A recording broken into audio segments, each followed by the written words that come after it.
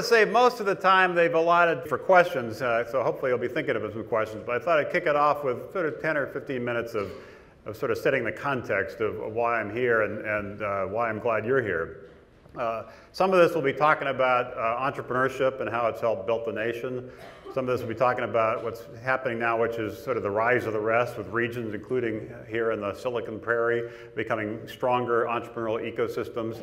And some will be talking about what I think is ushering in what I think will turn out to be the second internet revolution, and how that can have great opportunities, particularly in industries like healthcare and education. But the first, sort of the context of this, and sometimes it's worth taking a step back and remembering this country did not become the leading economy in the world by accident. We didn't just wake up one day and we were like the leading economy. You know, Fortune 500 companies don't just instantly become Fortune 500 companies.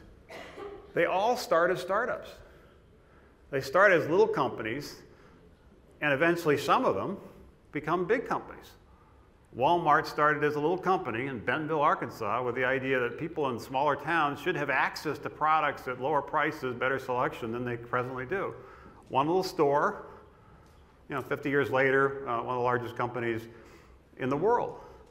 More recently, Chipotle, thought there was a better idea for a better burrito in Denver, Colorado. Now it's a company that has a global presence worth $12 billion. Under Armour recently, an athletic wear company in Baltimore, Maryland.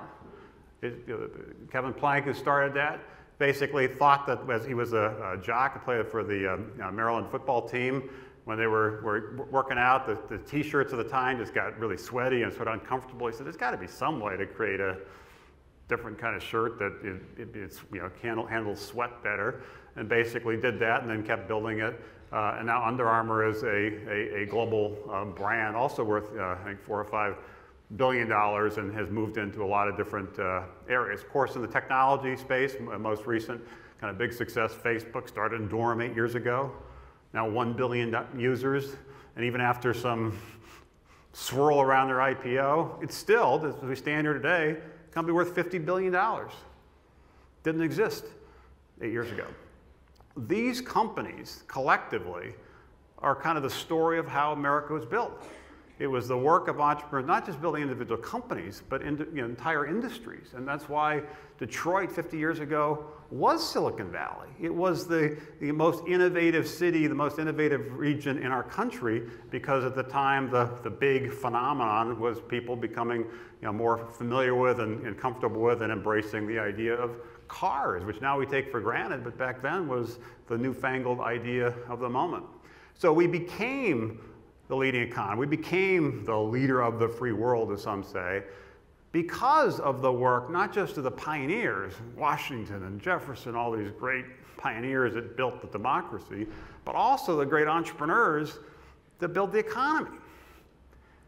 And so as we sit here today and worry about jobs, and you particularly, because Iowa, of course, is the epicenter of presidential elections, you hear more of this than other people, but the focus right now on jobs is a big deal. The focus on our growth, 8% unemployment, 7.8% right now, is too high. Economic growth rate, 2%, is too low. There's a fear now that other countries around the world are stepping up their game, kind of stealing the America secret sauce around entrepreneurship and trying to replicate some of the things that we've built and try to become more entrepreneurial themselves. And those economies are growing faster than our economy. There's a reason to be concerned. But there's also reason to be optimistic, to be hopeful, which is in the last 3 decades, 40 million jobs have been created by young, high-growth entrepreneurial companies. The Kauffman Foundation, based in Kansas City, great organization focused on entrepreneurship research and a variety of different programs, said it accounts for all the net job creation in the past 3 decades. So this issue of entrepreneurship, of startups, of people starting companies, isn't just sort of a nice little thing on the side. Isn't that fun? Isn't it? It's almost like the golden retriever. Let's just pet the golden retriever and say, isn't that nice? This is the core of our economy, and in my opinion, the core of what's made America great. So as a nation, it's really important that we double down on entrepreneurship and make sure we have the right policies in place particularly in Washington, around things like access to capital. And about 6 months ago, a bill actually passed Congress with bipartisan support called the Jumpstarting Our Business Startups Act, and it legalized crowdfunding, which is going to make it easier for folks in Des Moines and a lot of other places that don't have ready access to venture capital to use the internet as a way to aggregate investments from a lot of people making small investments to get a company going. That has to happen because of a change in securities law. It has to happen in Washington. There now also is a focus around high-skilled immigration, which also has to happen so we win the battle for talent. There are some things that governments need to do to make sure the context is right and we can remain the world's most entrepreneurial nation. But mostly the battle is at the local level with entrepreneurs starting these companies. So what can we do to make it a little easier for companies to get started and the ones that start getting some momentum to really scale? And that's why we launched about 1.5 years ago the Startup America partnership that I chair. And we're proud to say, I was yesterday in Chicago because we had the 30 regions that are part of Startup America that we've launched in the last 1.5 years, all gathering together for a regional summit to compare ideas and best practices. I'm pleased to report that Startup Iowa is viewed as like one of the hottest regions in the country in terms of what's happening.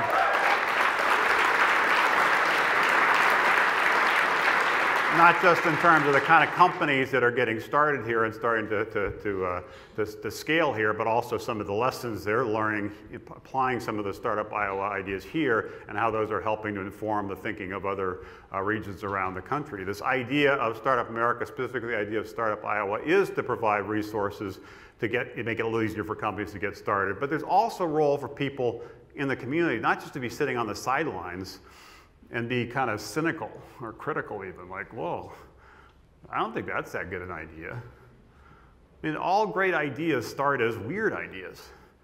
And what now seems obvious, early on, it's not at all obvious to anybody. When I got started with AOL, we started the company in 1985, 3% of people were online.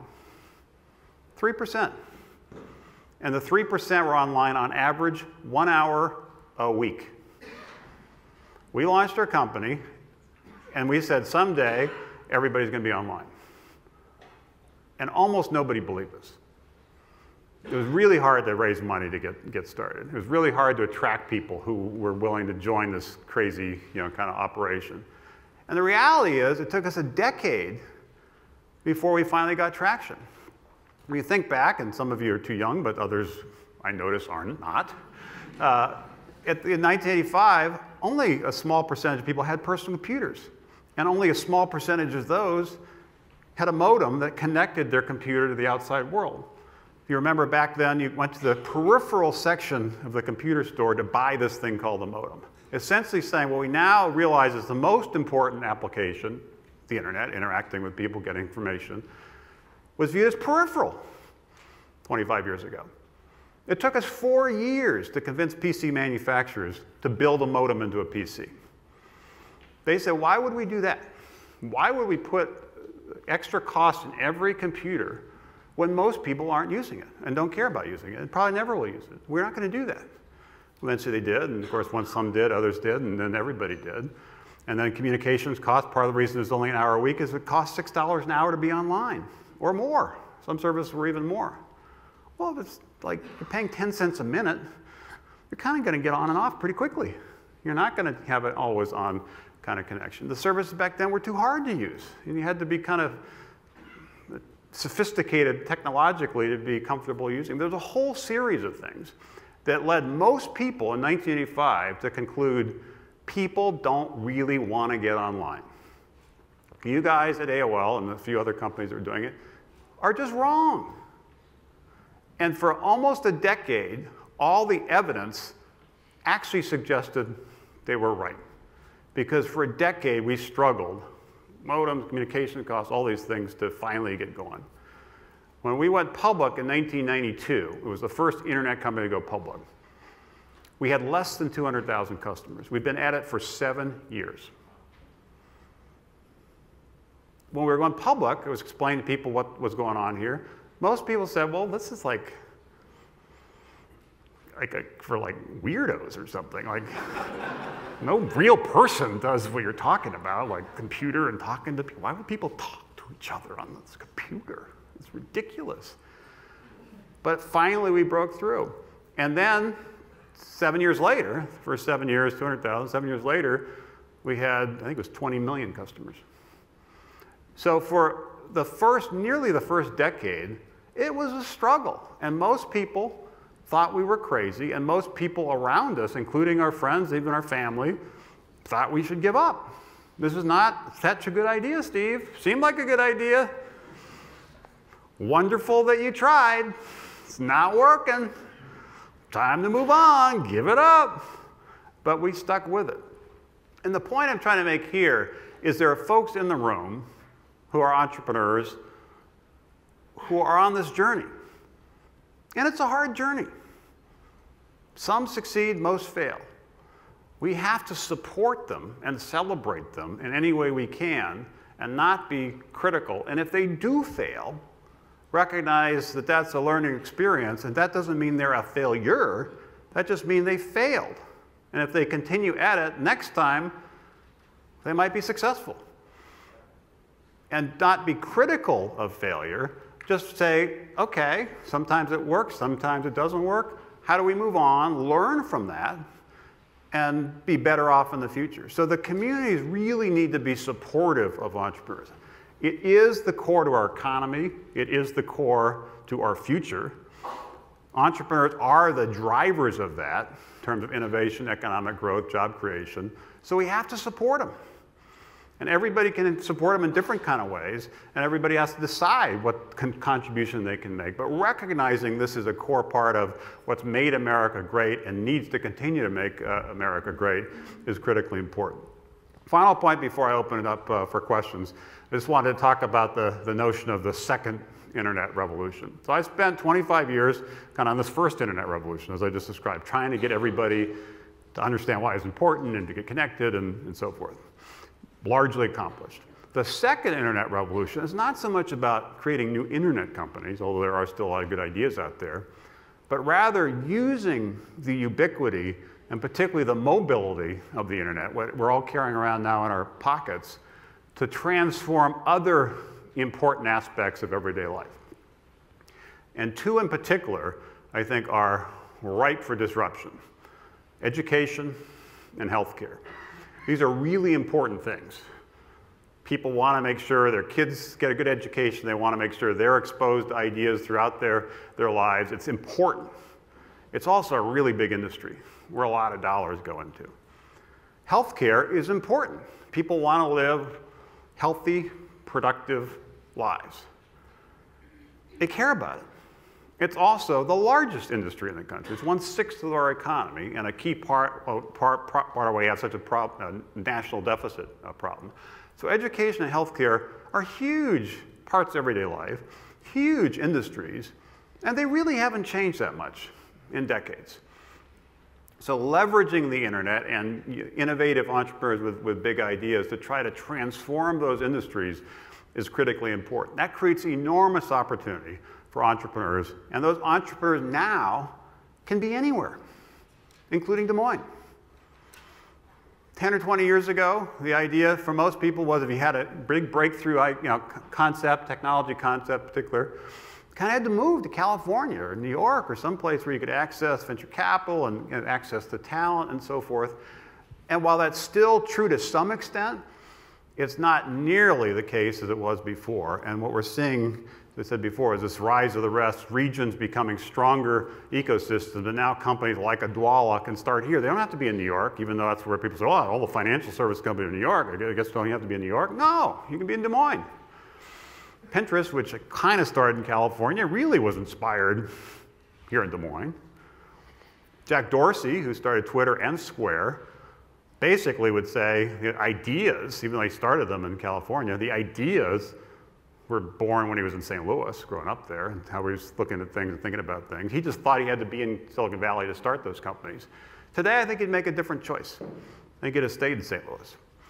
And people in Des Moines or Omaha or St. Louis or Kansas City or other kind of places that before felt to be an entrepreneur and to really swing for the fences and change the world and build a big, iconic company, you had to be someplace else, increasingly believe they can stay here.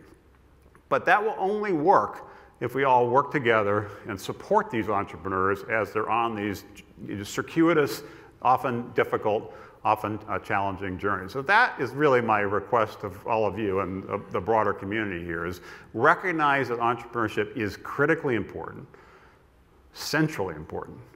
And each of us do what we can. Maybe it's directly starting a company or joining a startup. Maybe it's a little more indirectly through crowdfunding or some other way, providing sort of some of the seed angel financing. Maybe it's leveraging expertise you have as a mentor to help, or maybe you work for a larger company and you can figure out a way to plug these smaller companies in to create some customers or some initial credibility or some momentum. There are a lot of different ways people can contribute. And if each of us does a little bit in terms of trying to contribute collectively, we really can build up this nation and continue to be the world's most entrepreneurial nation. With that, let me stop and open it up for some of your questions. Give a round of applause, please. Thanks. Good here. Good to see you here.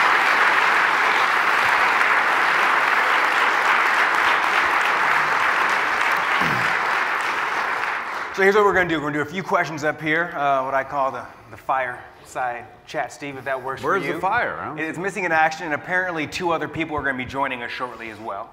But until then, we're going to do some questions up here, and then, guys, we're going to have you guys open it up to questions out here on the floor. Great. So you talk a lot about the rise of the rest. For you, what's inherently special, or what's the opportunity when you think about a Des Moines, a Kansas City, and Omaha when it comes to entrepreneurial endeavors? Well, as I was saying, I think the key is you got to have a good idea. Those ideas can come from any place, but actually often the best ideas come from people that are a little outside of the conventional wisdom and looking at things in a different kind of context. AOL actually was not started in Silicon Valley. It was started in Tyson's Corner, Virginia.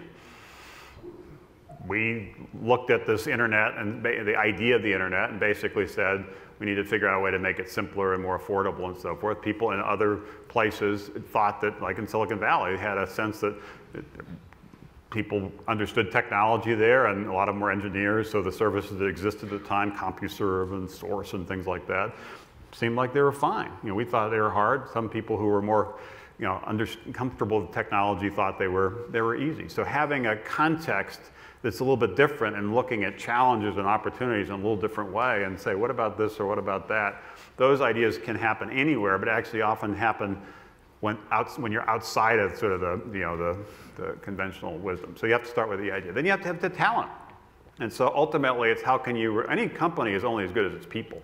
So how can you recruit initially just a handful to get something going? And now the nice thing is it's much easier to start a company with fewer employees than it might have been 10 or 20 years ago, because you are able to outsource a lot of different things, particularly on the web side, to Amazon Web Services or things like that. So before, in order to start a company, you had to kind of do everything. Now you can do one thing in a much more narrow way. So 1, 2, 3 people can really kind of, Instagram, which is, I'm sure some of you know, is a very successful, I don't know how many users they now have, a couple 100 million probably, maybe more, sold to Facebook for nearly $1 billion. When it sold, it had 12 employees. 12 employees. 20 years ago, you probably need 1,200 employees to build up that kind of company and scale to that kind of degree. So you need talent, and how do you attract the talent? And some of that is looking what you already have. Some of that is recruiting people, including some who may have grown up here and then went away because they thought they couldn't stay here and do the things they want to do here, but now there's a reason to come back. And the last piece is capital. So how do you make sure that your idea gets the opportunity to have and stay in the sun? And venture capital in most of the regions outside of the core has been difficult, but 2 things are happening that I think are reason to be optimistic. One is, as I mentioned, crowdfunding, which will go into place. The law passed 6 months ago. The SEC's working on the regulation now, go in place early next year, which will enable companies to basically say, here's my idea. Do you want to invest in this idea?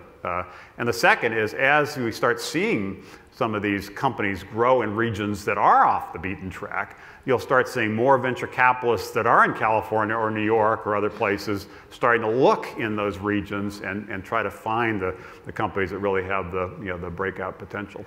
You also mentioned earlier during your talk the importance of supporting entrepreneurs and supporting entrepreneurial communities. Right. What is the best way to go about that? Is it beyond incubators? Is it the crowdfunding? Is it policy efforts, which I know you work really closely on in Washington?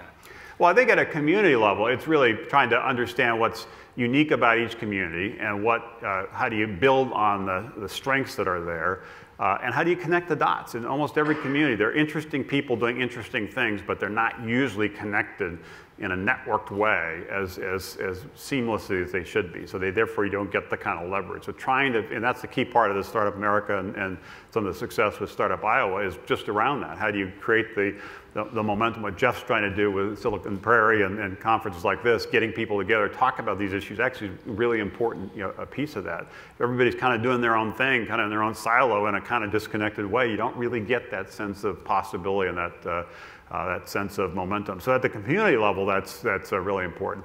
At the DC policy level, it is trying to make sure we can build bipartisan support for pro-entrepreneurship legislation. And as I said before, it's tough, and you folks understand how partisan things have become.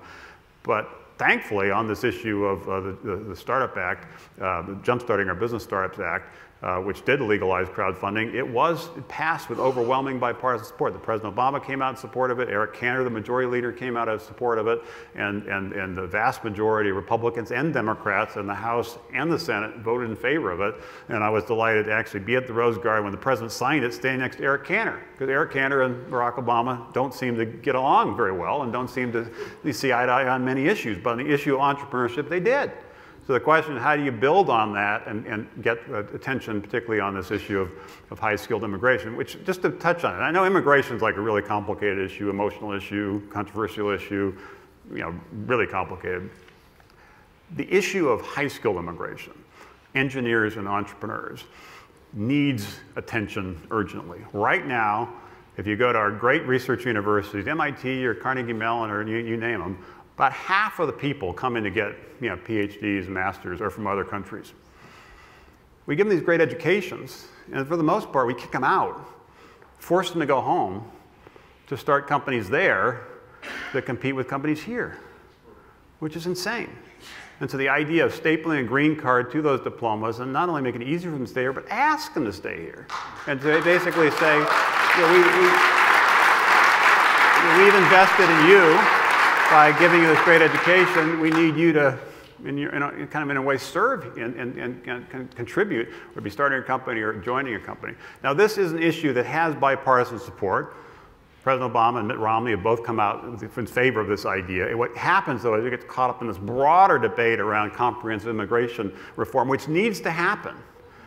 But while we wait for that bigger problem to get solved, we're still kicking out thousands of these people every month that could be starting the next companies. And 40% of Fortune 500 companies are started by first or second generation immigrants. Like Google, like pretty big company,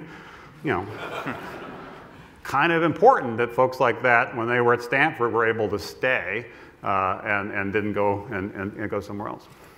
Let's change gears a little bit for the entrepreneurs in our audience.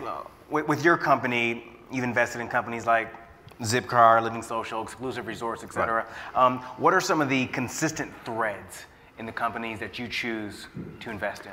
Well, we're a little bit different than some investors, because we tend to do a relatively small number of things and then spend more time on them. There's some investors who like to do a lot of things and have more of a portfolio of things. We're a little bit more, quite a bit more selective. So we'll make a handful of investments each year, not dozens. So therefore, we really need to believe in the entrepreneur and believe in the idea, and particularly believe that the entrepreneur is trying to create a change the world company with a longer term, built to last orientation.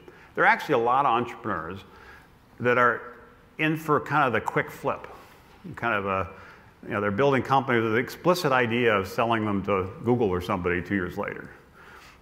That's fine, and that creates innovation, creates jobs, creates economic growth. That's fine, but we're much more interested in not the built to flip companies, but the built to last companies. What are the problems that might take 10 or 20 years to solve?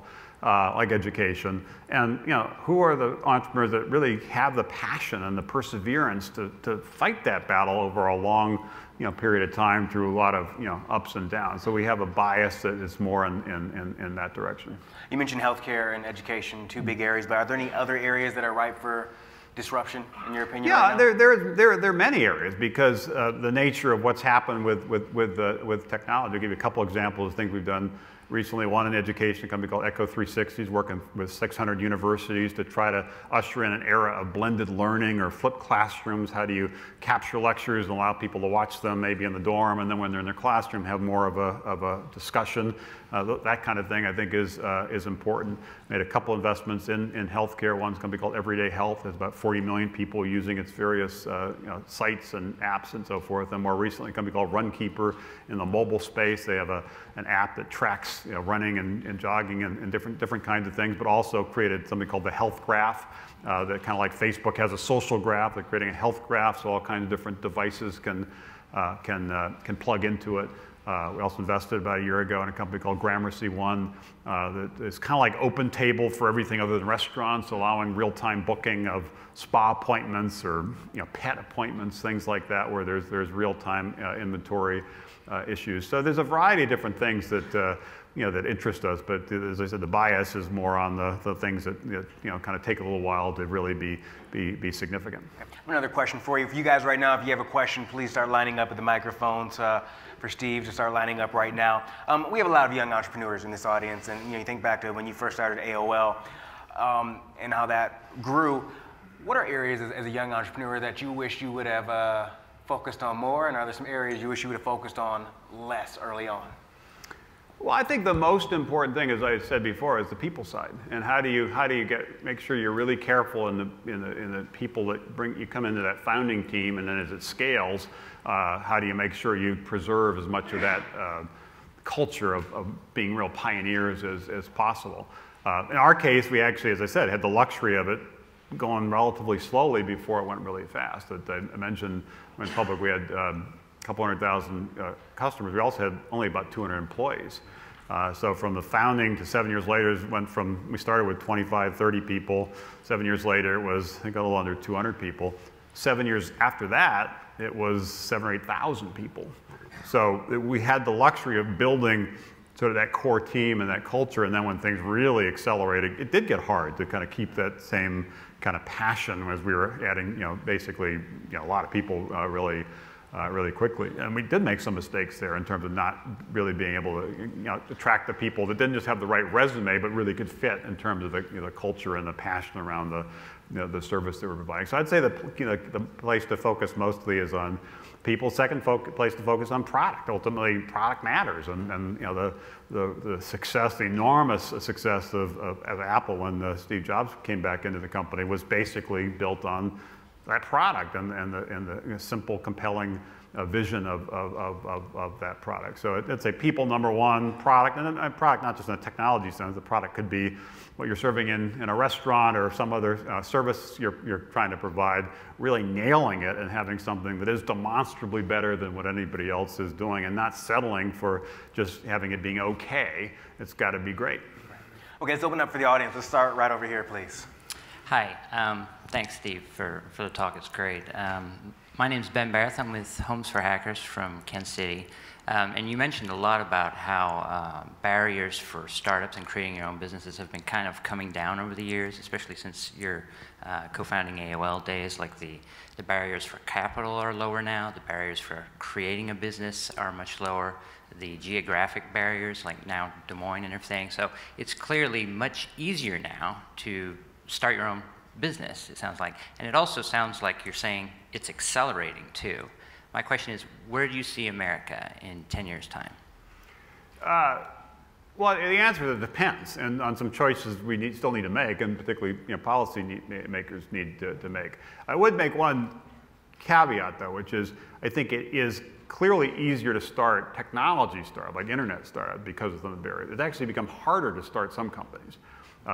Healthcare, for example, become much harder. If you're focused on drugs or devices, the process, particularly the regulatory issue there, make it much more complicated. As a result, investors are kind of scared of investing in that sector. So there's some areas gotten easier, some areas have actually gotten harder. And part of the logic in pushing Congress for bipartisan support around this act around crowdfunding and changing regulations more broadly around access to capital is that the last 5 years actually started down 23%. So it was a nice period that went down. I think we're starting to see it come up. I'm optimistic that 10 years from now, we will be in good shape, because I think people are waking up to the reality of the situation, and having a difficult economy and a difficult job situation, I think, has forced people to pay attention to what really drives that innovation and growth and job creation, and recognizing these young high growth companies are the key. I think there's more recognition of that, but we've got to deal with this issue of immigration. There's something called the Startup Act 2.0 that was introduced with bipartisan support in the Senate and the House, that hopefully will get some traction once we kind of get through the election in November. If we get the basic framework in place nationally, because that's where some of these key issues like immigration can only be dealt with, and we build the right supportive communities locally through the Startup Iowa effort and other things like that, I think we will remain the world's most entrepreneurial nation. If we get cocky and complacent and just think, oh, this is easy, and somehow we're going to continue to be the kind of the hotbed for startups, we're going to lose our edge. And one data point that's sobering, I think, and cause for, it should be cause for some concern, is Excel, a venture firm in California that backed Facebook, among other companies, a great venture firm. A decade ago, all their venture investors were in Silicon Valley. Now they have more venture investors in China than they do in Silicon Valley, a decade later.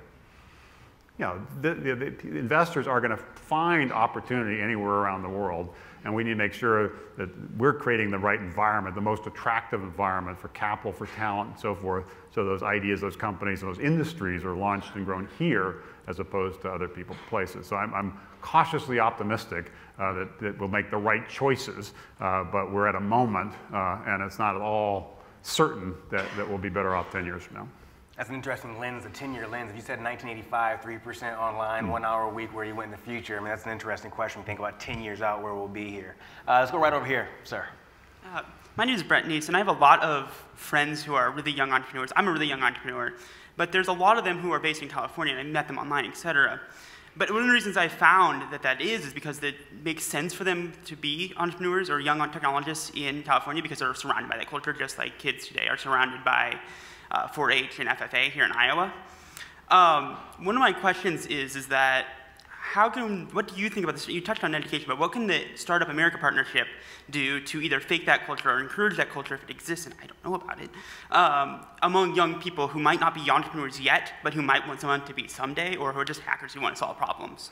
It's a great question, and there are a bunch of different programs that are out there that are trying to, at various levels, kind of educate people about the possibility of entrepreneur. Not everybody's destined to be an entrepreneur, but at least everybody should understand what the option is, and kind of get some of the skill set necessary to at least consider that as a path. And I think it also helps that the perception that was true, say, 50 years ago, and I was coming out of college, not quite 50 years ago, not that old, but I was 30-something years ago, was the safe thing was to go to like a Fortune 500 company. Well, it's not so safe anymore. Those Fortune 500 companies are going through a lot of churn and being disrupted, and it's not such a safe path. And so entrepreneurship and startups becomes more of an option. So Startup Iowa is a good place to start. How do you figure out what's happening now that's working, and how can we do more of that, as well as what things aren't yet there that need to be there, and how collectively as a community can we put those in place. There are also some programs, one that launched a couple years ago, called Venture for America. There's a great program some of you may be familiar with called Teach for America that takes college graduates and puts them in schools and around the country in sort of difficult, underserved neighborhoods, and that's worked extremely well. Venture for America is trying to take that model and take people graduating and put them in. They've got some in Detroit and some in Las Vegas and other kind of places, and try to build entrepreneurial kind of ecosystems around some of that young talent. So there's a lot of things that are being done, but more needs to be done. Thank you. Put a question right over here, please. Hi, Steve. I'm Deb Orn from Goodsmiths in Des Moines, and I'd like to get your thoughts on... I'm pleased to say that I was asked this morning, I was asking around, what are some of the hot up-and-coming companies in this area? And you were named by one of them, so there you go. Yes, so goodsmiths.com. All right. Web filings I heard about, and Dwala, and so there's a lot of interesting things happening. Well, thank you. I'd love to get your opinion about news this week. I know a House panel mentioned yesterday, too, that they really were encouraging U.S. companies not to be working with Huawei, the Chinese technology firm. I saw a report on Sunday on 60 Minutes about how some small towns in Kansas are working with this company. What are your thoughts about global security, and particularly with companies like Huawei? I'm concerned about it. At the same time, I can't say I'm an expert in the particular issues. I'm familiar with the debate, but I can't say I'm steeped in the details enough to have a clear view of it. I think the way I would steer the conversation is not so much about the security risk, which I think is considerable, but more around the economic risk and making sure we remain the most entrepreneurial nation. So the area I've tried to stay focused on, and I've tried to avoid being pulled into other things that are not directly related to entrepreneurship, and try to stay as bipartisan as possible around entrepreneurship. That just feels like the place that I think most needs attention, and the place I could probably make the greatest contribution. So I'm concerned about it, but I don't feel I'm informed enough to have a strong view on it.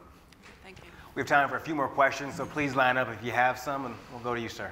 Hi, Steve. My name is Josh Carroll. I'm with Grapnel Interactive in Iowa City.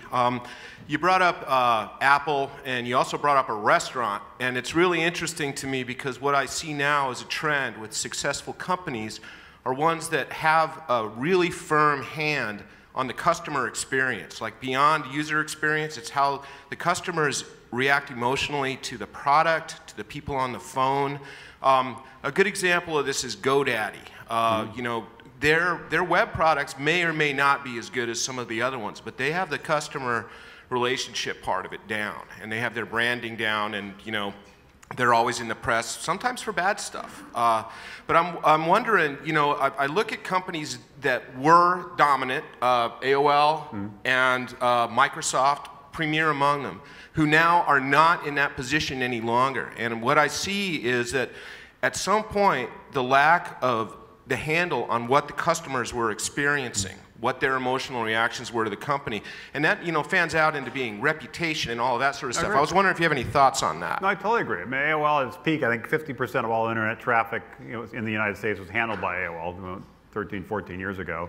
I left AOL as CEO probably 12 years ago, so it's been hard to watch for the last decade it kind of losing its way, and I think it's entirely related to what you're saying. There was not as much focus on the product and the people, and some of the, you know, the people that really were innovators and pioneers ended up wandering off, and it lost its way. And there are many other companies that have fallen into that same trap. So it's critical as you're a growing company to focus on people and product. It's also critical as you have some success that you still are playing offense and trying to figure out ways to constantly innovate and constantly build on what you've got and not get, you know, kind of cocky or complacent. That's partly why the call beyond what's happening in any one industry or any one company or any one region is how to make sure as a nation we remain kind of aggressive in supporting entrepreneurship. The way I saw it with AOL, and I've seen it with other companies too, is the first wave, you're kind of an attacker.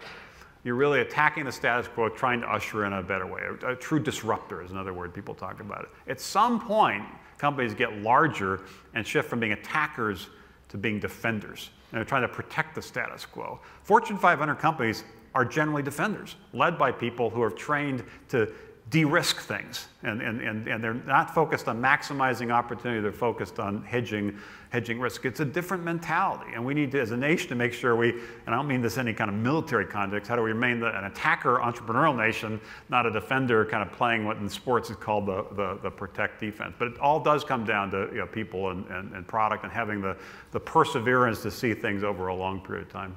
You mentioned it was tough for you to watch AOL over the past few years. I mean, for a former CEO of a company like that experienced so many different successes, when you step away from it, is it like being a father watching a son go in a wayward direction you're not so happy with? Well, yeah, a little bit. At the same time, I think, personally, I just feel like it's always more important to focus on the future. So when I you know, stepped aside as part of the merger, I stepped aside as CEO.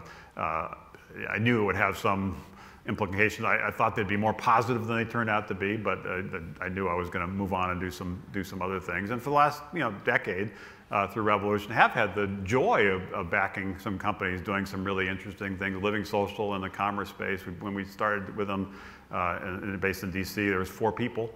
Now they have 5,000 people and have built a pretty significant business. So being part of things like that has been gratifying, and trying to be supportive more broadly, use my platform, if you will, to evangelize entrepreneurship and build up the regions has been important. So it's how do we kind of focus more on the future and less on the past. Great, right over here. Okay, so my name's Adam. I work in the venture capital industry, and I was just wondering, what can we as investors do to further, Startup America, that sort of thing? Like, what directions can I push my bosses? Can you talk about what investors can do?